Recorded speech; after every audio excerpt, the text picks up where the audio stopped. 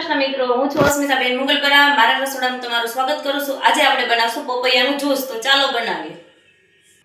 પપૈયાનું juice બનાવવા માટે મેં પપૈયું એક સરસ લઈ લીધું છે પાકેલું. હવે આપણે વચ્ચેથી કટ કરી લેશું.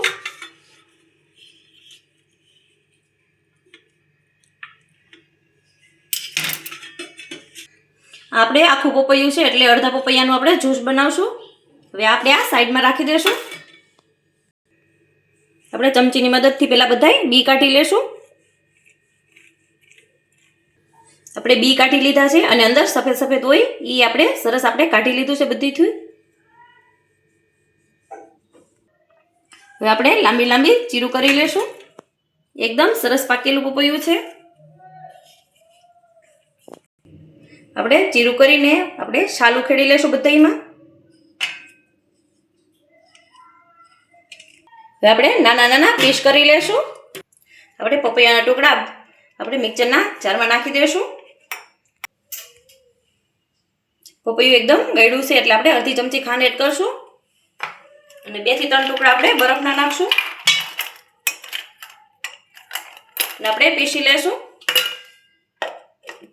આપણું પપૈયાનું જ્યુસ બનીને તૈયાર થઈ ગયું છે. હવે આપણે ગ્લાસમાં સર્વ કરી લેશું.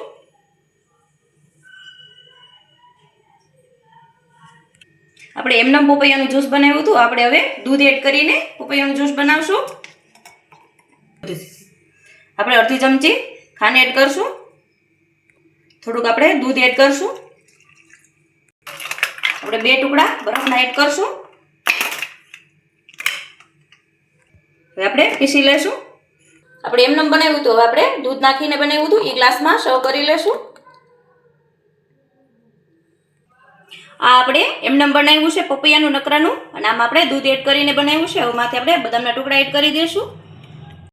આપણે પપૈયાનું જ્યુસ બનીને તૈયાર થઈ ગયું છે. મિત્રો, જો મારો વિડીયો તમને ગમ્યો હોય તો વિડીયોને લાઈક કરજો, શેર કરજો અને સબસ્ક્રાઈબ કરજો અને મારા વિડીયો જોતા રહેજો.